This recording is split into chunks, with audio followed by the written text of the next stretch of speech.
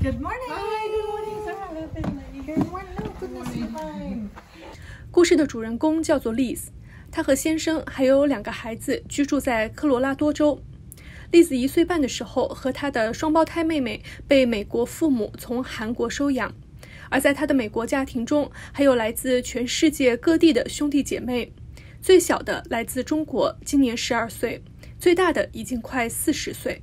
其中13个为收养，5个是美国父母亲生。When did your parents actually tell you you were adopted? So I don't remember when, I just remember always knowing. So I'm pretty sure that they just always told us from a very young age. Plus, I had a white mom and a white dad and white siblings, and so it was very obvious that I was different. She's from Vietnam, and this is Spencer, and he's from Russia. They're so young in these photos. She's from Liberia. Oh my goodness. Vietnam, Liberia. And we were adopted in a time when, I feel like right now in America, Asian adoption is pretty common. So it's very common to see white parents with an Asian daughter or son or something like that. Back then it really wasn't. So it wasn't very common. And so it was very new and different. And so it was just an interesting time. So your family is just like a little mini United Nations. Yeah, yes, we are.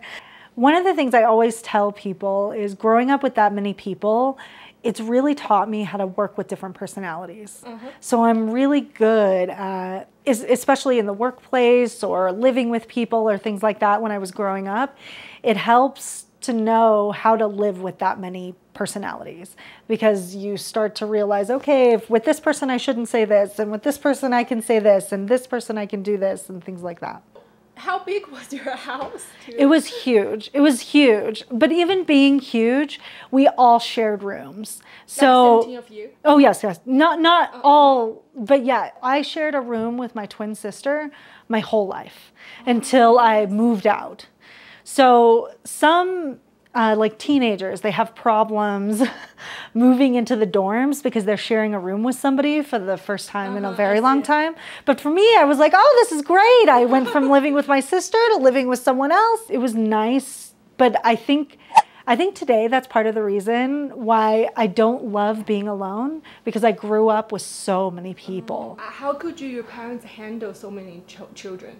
So we had au pairs, and we would have them for I think a year or two, and they would come and they would help, and then a lot of it was also older siblings helping out. So I was on the older end of things, so I could help out with some of the younger siblings, like make dinner and do homework and all of that. This is Christmas. This is why I loved Christmas, because it was so chaos. Look at how many gifts, and it was just chaos. It was just, that's Emily when we were younger. That's my mom. So, oh my God, that's my oldest brother. Adorable. Oh, the oldest brother. Yep, that's my oldest brother. This is one of my little sisters. Oh my goodness. It's my older sister. Like, it was just crazy. She's sitting on one of the bar stools that I was talking about. Yeah. Did you guys fight a lot? Oh, yes. Oh, right? Yes, always. You know, I feel like you always fight. Did you do family trip? Yes, yes, we did so many family trips. Really? Yes, my family used to do, they used to have like a timeshare in Mexico. So we went to Mexico a lot. We did Disney a couple of times when I was young. Yep. We had lots. Oh yes, oh yes. It was crazy. Like, you wouldn't even imagine like how many people. And then we had to have cars. Like, our cars were, we used to have either 2 vans when I was growing up, or we had one huge van. So yes, right, like kind of like a bus. So, yeah, I had to learn how to drive this humongous van. So yeah. Your driving skill must be amazing. Yeah. So did the kids actually fight for your parents' love?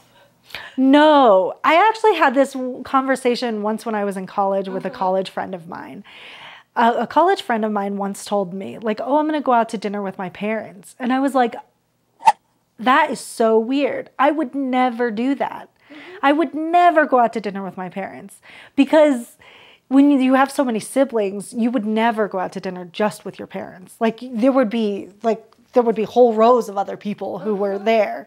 And so I was like, well, what do you talk about? And she's like, oh, we just talk. And I was like, I wouldn't even know what to have a conversation with my parents like to talk about, just because it's not like that. Like typically if I'm talking with my mom, there's like 4 other people who are like yelling at her for her attention. So she's like, yes, honey, put that down. Or no, what are you doing? Don't touch that. And so it's kind of a half conversation. So it was just kind of a weird concept to me that somebody would go out to dinner with their parents. I was like, oh, that's weird. But it's not weird. I'm weird, but I didn't realize that at the time. 为了照顾全家18个孩子，Liz的母亲亲自设计了他们的家，家里几乎什么都是双份儿。2个厨房，2个冰箱，2个微波炉，2台洗衣机，还有至少8个房间。Did your parents ever explain to you why did they adopt so many kids? Yeah, it was actually a running joke for our older kids. Mom, they're adopting another child. So it was almost like, oh, Mom, Dad, why? One of the jokes that we have is my mom had so many kids, and then whenever one would go off to college, she'd adopt another one. So it was almost like a joke between us older kids. We'd be like, oh, well, so-and-so's leaving, so, we're going to bring in another one. So 5年前，Liz的妹妹给收养他们的韩国孤儿院写信，几经周折，奇迹发生了。他们找到了自己的亲生父母，并且发现他们在韩国还有一个妹妹。How you find out your biological parents? Yep. And they also told you what happened. They said that they were just really poor and they didn't have the money to keep us, and because of that, our mother was kicked out of the hospital and she was made to sign papers that said she would never look for us. And so she left and she never knew what happened to us. And so she just kind of had to go the rest of her life and think that, she said something like, I just had to think that you were dead because if I thought that you were alive, I was just so sad. But she said we used to hide food in our bedroom until it like rotted and got bad. But she said when we were young, we used to hide food. And I was like, oh gosh, that's weird. But yeah, but I guess that's what we used to do. But she said that and we used to eat and like not stop until we threw up. So she was like, it was hard teaching you that there's more food. You don't have to eat it all right now. 不过令人颇感意外的是，Liz说她从前其实并不想要去韩国寻根，只是一心想着怎么融入美国社会。她对亲生父母的感情也没有丝毫的怨恨。Your sister wrote a letter to your birth parents. Yes. So did they ever tell you when they found out you guys are still alive? What's their reaction? So I guess she just cried. I guess she cried for days. 2 years later, we flew out to Korea to see their house and meet our extended family. So aunts, uncles, cousins, all of that. So we met everyone out there. When I was a kid, I always thought, oh, I'm not interested in meeting my birth parents. Like, it's not really a thing. And people would be like, oh, aren't you interested if you have siblings? And I would say, I have so many siblings, I don't need any more. I'm good. And so, but as I got older and my sister got more interested in finding our birth parents, I was like, maybe it would be good to know more about myself and, my family and where I came from and things like that. Would your American parents encourage you to find out your birth parents? Yes, they encourage it. They absolutely do. I feel like they encouraged it more when I was younger. I think they wanted us to be more interested in our Korean heritage. But because we were one of the first, I wouldn't say the first, but of a generation that didn't really adopt Asian children, there was so long in my life where I didn't want to even relate to Korean. I just wanted to be white.